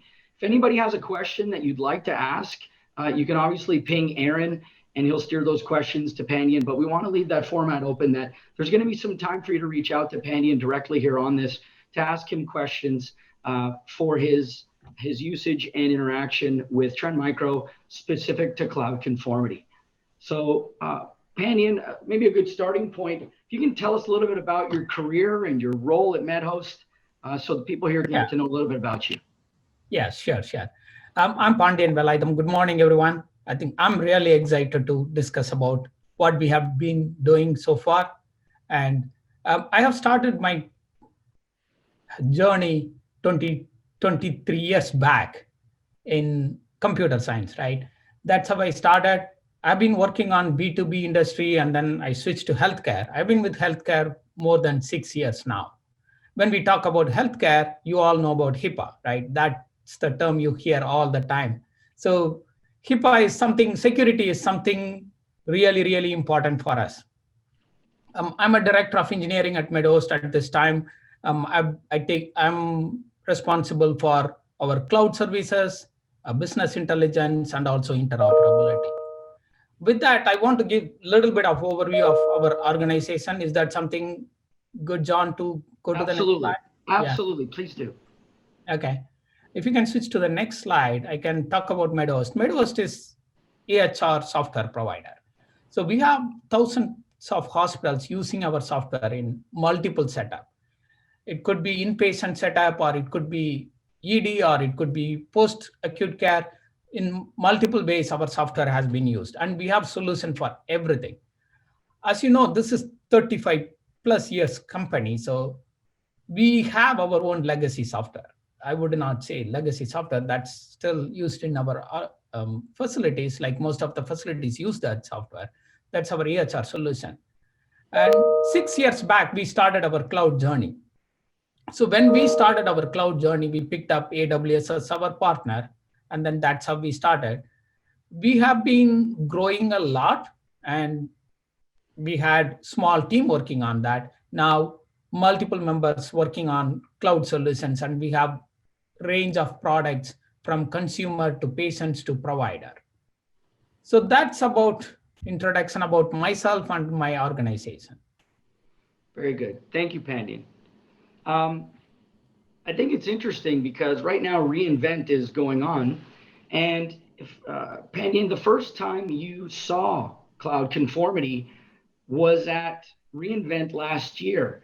Can you tell me a little bit about, or tell everyone here a little bit about when you first saw cloud conformity, what caught your attention, and what problems was it appearing to solve very quickly for you? Yeah, we have been looking at tools almost. We started infrastructure as a code. I think the AWS presenter mentioned that infrastructure as a code actually took off in 2019. We actually started infrastructure as a code from 2018. So we picked up Terraform as an infrastructure as code, and we started working on that. Once we started working on that, we had a small team working on that. And we had to scale up that team to multiple members working on cloud services. So when you have multiple members looking at your cloud services and you have to manage multiple accounts, the same point he made, we had to manage multiple accounts, and the same infrastructure has to be rolled out to different accounts. And we need to make sure that security and compliance is in place for all the places. So we have been looking at different tools, and before reInvent, last year reInvent, we looked at AWS Inspector, and I think GuardDuty came closer to that time. Even though those tools were available out of AWS, did not fit our need. We were looking at identifying existing problem in our cloud solution, and also we wanted to make sure we shift left, right? That's the industrial term now. We need to shift left. We need to make sure that you identify any of the security thing before even you push your code to production, or before even you push your code to development environment. You don't want to get that code to that. So we wanted to capture those things as early as possible. That's when we started looking at that. And when we discussed with John and other team members, they said that, okay, we have this tool available, and it's been quite a journey from that point onwards. Perfect. So as I'm out in the field and I'm talking to a lot of different people, I often hear that, I might even use the word complacency, that they say, oh, well, I'm using some of the native tools, that AWS has some native tools, or there's some things in here. Can you talk a little bit to the challenges that that might be happening out there that your organization experienced at MedHost, and what that doesn't offer you, and the difference between that and what you found in cloud conformity? Yeah, so the first thing is, like most of the tools AWS built around the technology they support, right? That's more of like a, if you look out the infrastructure as a code, they developed a tool for cloud formation, and we were using Terraform. That's one thing. And then the second thing, AWS Inspector provides you a lot of details, but it's not in the way you can consume it and start addressing it immediately. And there is no easy way to measure it and have a number saying that, hey, we are at this level, we did these changes, it has improved this level, right? There is no real-time feedback from that tool, which we could utilize to improve it really, really quick. And when we have multiple team members, that's absolutely not easy to use. So that's where the cloud conformity shines from my experience. Very good. So this summer, we worked with you, and at first you did a demonstration similar to the one that Antonio provided you. And then you agreed to have a proof of concept. And we didn't deploy it into your entire environment. We just chose one account, correct? So we only went into one instance and said, let's look at that. Can you talk to us a little bit about your first impression when it was looking at your environment specifically, not just a controlled environment like a demo? Yeah, sure, certainly. Like I would like to give a brief overview of how is our environment looks like. Similar to the AWS team member discussed, we have multiple accounts, right? And each account has, some of the accounts have development, some of them have stage, some of them have production. And for analytics, we wanted to separate it out. So we need to have a different account. So certainly we had multiple accounts. We wanted to test this with our development account first. So I think it took at least 30 minutes. It was done, setup was done. And then it started looking at the information. I think we started seeing the information within 2 hours, and the report came out saying that, hey, this is how your development environment looks like. So when we looked at that, John, if you want me to discuss about our encryption part, I can discuss that as well. This is an open format. Whatever you're comfortable with, I think that'd be great. Yeah.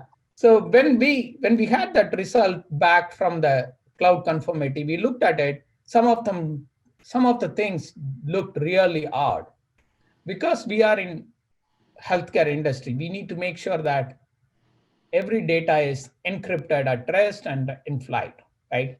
That's something every developer knows, everyone in our organization knows. But still, we found one of the area where it was like extremely high, and it showed that, hey, this part is not encrypted. Good that we were in development box, right? That has not good went to production, but we were in development box. We were able to quickly find that, and then we started drilling down, and we found that there was one type of Elasticsearch instance which did not have encryption addressed. So we went back and asked the developer what happened. That developer said, oh, I'm using this T2 instance that does not support it. So I did not put that. But in reality, okay, that's okay for development, right? But when you take it to production, you cannot have that kind of a configuration. So we quickly configured that properly, and we were able to make it as a configurable value, configure it, take it to production as a secure one. So that's the one part really stood out for us. And we were able to, so the developer also knows that, right? But he made a mistake. And we were able to catch that earlier, and then able to address it quickly. And I think the ultimate fear that organizations are having today is that an auditor isn't going to be forgiving. In today's world, the auditors that are out there, we make them sound like they're evil people, but there is protocol that they have to follow. And I mean, there was a big report in the news just yesterday about a large organization that had been attacked by a Russian threat group. There's the reality of information being lost is very real. So for an organization like MedHost that is deeply enriched into HIPAA compliance, and that your team holds that integrity very closely, to have that kind of visibility in real time, it's not about your employees being perfect, but it's about being able to address a glitch that was just a miscommunication. And in your particular case, I recall the moment when I've talked about it with my peers. It was almost like you literally leaned into the screen to say, what is that? Yeah, absolutely. Because it was so important to you. It was so important to you because you're like, there's no way that's accurate. And so to be able to validate that within in real time, to us, is the value that we hope to bring organizations, not only if you buy the product, but if you even just try the product. Sometimes having that visibility is very powerful. And that's what cloud conformity certainly brings to organizations. Yeah, and also I want to bring up one more point. Well-architected framework, if you talk about well-architected framework, that is almost all manually going through that steps and trying to find out whether your infrastructure is following that well-architected framework, right? There is no automated way to do it. So cloud conformity, that's another area. Cloud conformity really helped us to see that, okay, with respect to well-architected framework, AWS well-architected framework, how are we standing against that number, right? So there is a number associated with that. That number helps us to find out where are we now, and also we are able to move forward and close the gap. We won't have 100%, but always there are some areas you might really have some deviations, right? And those deviations, you want to look at it and make sure that the deviations are can be suppressed. So, and another good functionality with cloud conformity is like going through that and suppressing that rule so that we can bring up that. We know that that's not as a well-architected framework, but we have configured such a way that because of some business need, right? So we should be able to exclude that. That is another thing we were able to do it quickly. Very good. Now, I promised access to Pandian. I'm going to pause for a moment. Is there anyone out there that might have a direct question for him? Feel free to come off of mic, and I'll pause here for a moment. Oh, and yet I do have a question. So as you guys were implementing conformity, how much did your release cycle accelerate? For example, because you mentioned something that I think is super valuable here, right? You implemented conformity in your test environments, which you're using to validate what your deployments would look like into production. So in a way, you're preventing things from going there.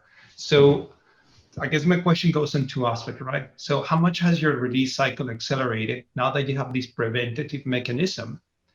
And going into the future, as you guys implement protection with conformity, how much is that going to help you guys shape future releases?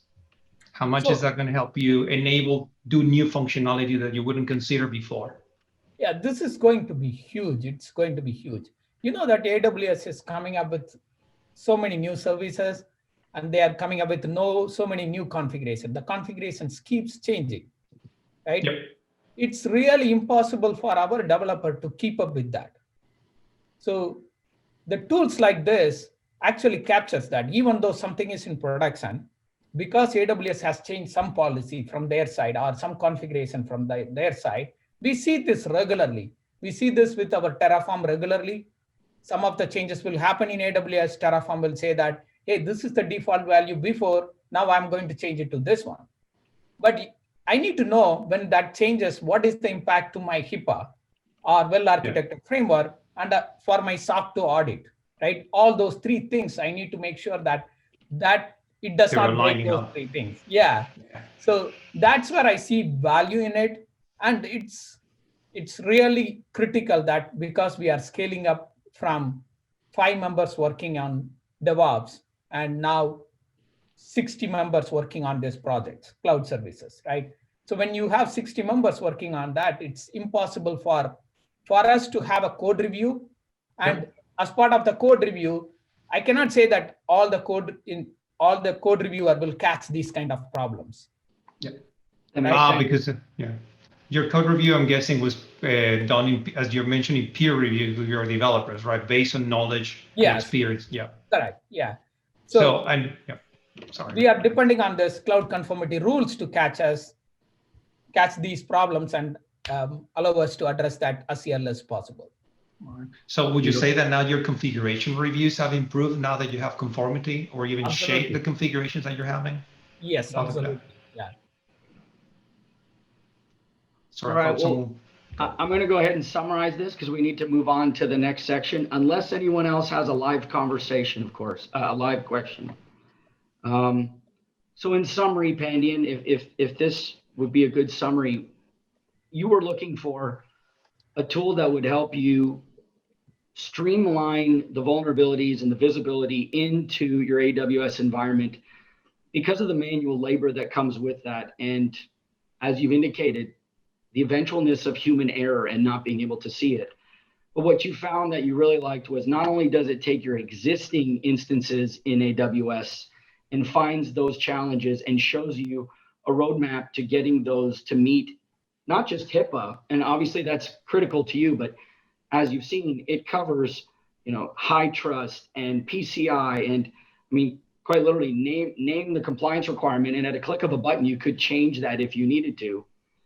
But the value is also in that it moves way left, in that it helps your developers that are working on existing projects, or quite literally at the very moment they want to start one, they can create the configuration tool to meet the exact compliance that they need, so that when they deploy that to AWS, they're doing it with the peace of mind that it's meeting compliance, it's done exactly the way you want to do it, and that way you can sleep well at night knowing that everything is running at the highest level, so that if you were to be audited, you should pass with flying colors, or that you have visibility as to what you need to get to that compliance requirement. Is that a fair summary? Yeah, that's great. I want to add a few other things, like even though the HIPAA is not, we are really not looking at that much. If you think about that, if you would have moved that Elasticsearch code to production, right, without encryption, and if that is compromised, what would be the impact of that? I cannot imagine that. So that's the problem. Like, number of hospitals and healthcare facilities are fined because of the HIPAA issues, millions of dollars, right? And it's not only the fine comes with that, the credibility, right? And then, brand damage. Brand damage. Yeah. Good point. And then you have to go work on that and make sure that reverse all those things. That's impossible. How do you take care of that? So this is really helping me to make sure that when the code or when my infrastructure goes to cloud, I can assure that it's secure and safe, right? This is apart from SOC 2 audit. Yeah, SOC 2 audit is mostly manual, and this is like automated way to make sure that this is secure and safe. Pandian, cannot thank you enough for your time, for your genuine feedback as to your experience and your journey, really, from start to finish. Really, the first time you saw this was about a year ago. We've been through a bout of COVID, which I think slowed things down for your organization as well as many others. But in the end, cloud conformity is a key feature to your team. Its value is appreciated on a daily basis, and we appreciate you for joining our meeting. Thank you so much, Pandian. Yeah, thank you for providing this opportunity. Thank you. Hey, likewise. Aaron, back to you. This is Thank you very much, sir, and good discussion and nice back and forth there among the candidates. So thank you. And my dog is here, so if you weren't awake, now you are. Last thing, we're going to throw it over to Matt, and we'll pass it over so that he can talk to us about his last segment. So as I try to control my dog, I'll pass this over. And if you have any questions, of course, please feel free to chat, and we can pass over our direction.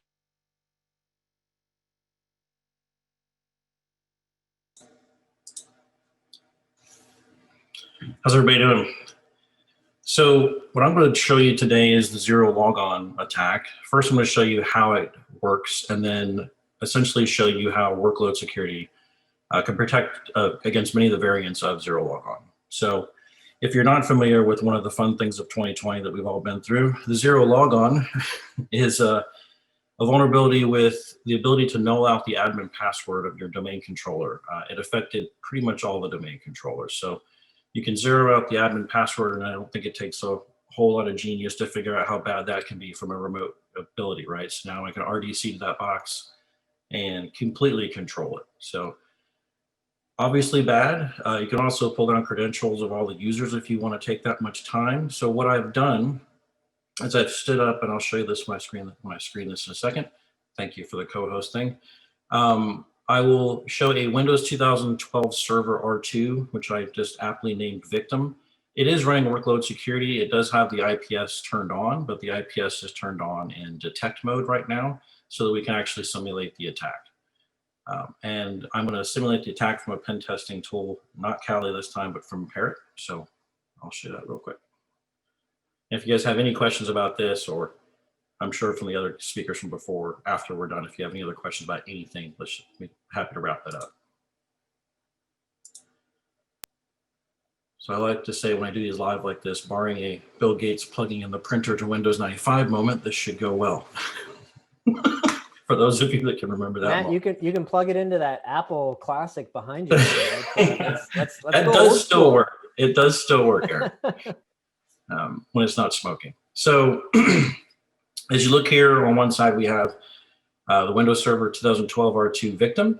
I have the deep security, which is what was previously called. It still says that on the agent in some instances, but essentially I just want to show you the IP address. It's 192.168.1.165.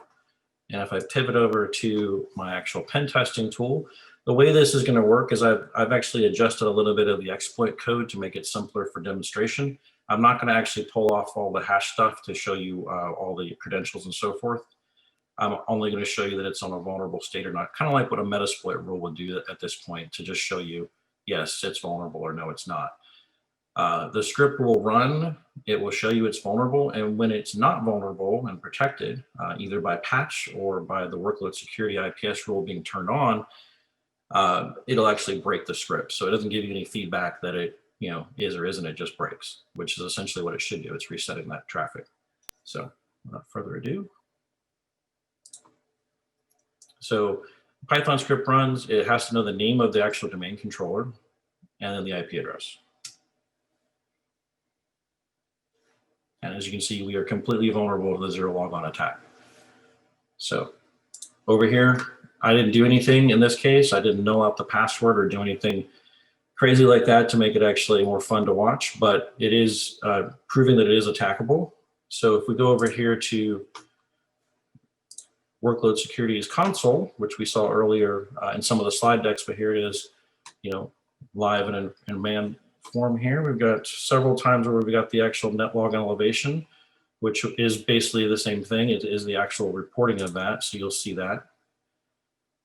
So I'm going to quickly, if it lets me, AT&T. I always feel like I have 15 kids doing homeschool at the same time here.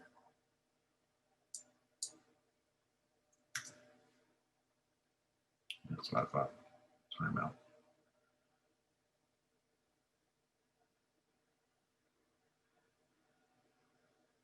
All right, so here is actually my domain controller. This is the policy it's running. It is showing it's managed and online. If I open this up to see what the policy is, you'll see that IPS is turned on, but it's in detect mode. And we've got a little over 1,000 rules. You probably will not have that many rules running on yours, because if you're in a normal patch cycle, you're probably going to be between 70 and 150 or so, depending on your environment. But obviously this box was purposely built to be destroyed, so it has plenty of vulnerabilities. And the reason why it knows those vulnerabilities is because it actually can scan it and make determinations of what it's vulnerable. So it knows the posture of that instance. It doesn't matter if the instance is EC2, Azure, Google Cloud, your home, like the one that's sitting next to me on this VMware box, or wherever. It's the agent itself will run and determine those issues and vulnerabilities, which is nice because it only applies what it needs, right?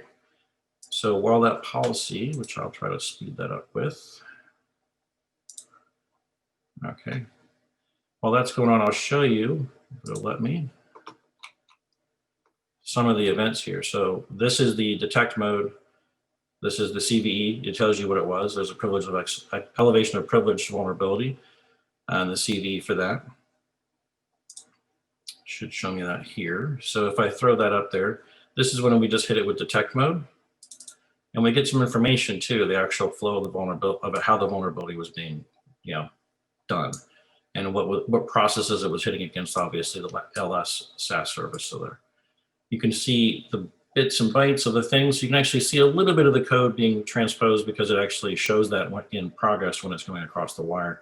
So it gets that data. So you get a full thing here. You can also look at what it's saying. So if you see this in your logs and you're like, okay, what is that? Maybe this is something new you haven't read about yet. Maybe you don't read dark reading every day, right? So this goes exactly through a good description, so you know what you're looking at, and a lot of other stuff as far as, let's look at the CVSS score. The severity we're looking at is critical, obviously, and any of the MITRE data if you want to go read this and see further into how it was discovered and more about it and where it's at. You can even see with a quick glance which machines have already decided that they need this, vulnerability protected, because they are vulnerable to it. So it gives you a cool little, if you have a lot of machines, are going to be a long list here, but you get a good view of what you need to go protect and get your patch done. Nice thing, since this does do a scan and say, hey, what is your current posture? Once you do the patch, as I would always recommend you patch rather than just try to protect, and do both. So once you do that, you're going to be able to see that this goes away, right? So that scan will go, the recommendation scan will go, and I'll say, oh, you patched it. I no longer need to do this anymore. So it removes those. So if I was to go run Windows Update for the next 2 hours on this box, I would probably eliminate a lot of that 1010 rules. So now that I think the policy's probably had time to make itself over. Let's go ahead and run it again, and it should break the script. And it broke the script. So connection reset by peer. So that would give you over here in the logs in a few minutes, you'll see a log pop up and say, instead of detect only, it actually see a reset in prevent mode. So that's basically my rundown of how the net logon, zero logon is protected with workload security using IPS rules. Any questions on that? Or anything you want to see in the console while I'm sitting in the console? Yeah, a lot going on there, John. I'm sorry, Matt. From what you're seeing in a customer and production environment when we've been responding to this and working with this, how have you seen implementations or what sort of positives and negatives have you seen with this in a real world such a scenario? For me, a lot of my customers contacted me with where they were running some of their IPS rules in detect mode only because they were still doing some testing and maybe they had just deployed, workload security. The immediate question was, how do I go from safely going from detect to prevent on rules like this? Have I had enough time? Because they hadn't had enough time to patch. So yeah, it was a lot of how do I get to prevent mode today? Because some people do run, say like in dev, they'll run in a detect mode so they can do some testing on the IPS, and then when they did the blue-green basically over to a production box of the same instance, they'll put it in prevent mode because they're ready, right? And this is Nick. To connect it to one of the themes earlier, as infrastructure becomes more and more dynamic and delivered more and more often as code, it's more and more challenging for security professionals to have an idea of what all the vulnerabilities are that exist across this, ever more dynamic infrastructure. So having a security tool that can kind of self-tune that aspect of it is a huge time saver. Yeah, totally agree. Thank you, Nick. And that's the beauty of Cloud One, the partnerships with the cloud providers and various other best practice technologies and companies. So hopefully you've seen value from high level all the way down to the most granular level here today. A reminder, you will be getting credentials and an environment in which to play around with this tomorrow to where you can actually do hands-on tactile, problem exists between keyboard and chair sort of fun stuff in this environment with a safe and controlled and experts standing over your shoulder virtually, of course, to help you walk through this. So some very good content. Hopefully everyone appreciates the work, the effort, and the technology that's been displayed and showcased here today. Any questions, comments, or discussion, as always, we're welcome. We're not going to sit here and just wait for you to ask. But certainly, hopefully, as you're thinking about this and going into tomorrow and you're generating some, hey, wouldn't it be nice if I had known XYZ, you can bring that tomorrow, or you can just email us and ask us questions as you get back to your regular workday. So tomorrow's agenda, stacked, right? Starting at 9:30 again, going till now, right? 11:30. Or past now, and we'll be doing kind of these hands-on sessions, right? We'll give you the opportunity to go through each of these and really see what we've been talking about and experience what MedHost experienced and experience what our other customers and partners have experienced, so that you can test and prove this out for yourself. With that, I'll pass it back over to Brittany to kind of wrap us up. But thank you very much, everyone, for your time. Again, reminder: Toys for Tots, Starbucks gift cards, which I think you all got, as well as a gift package should be coming your way. So make sure your address is up to date. Brittany, back over to you.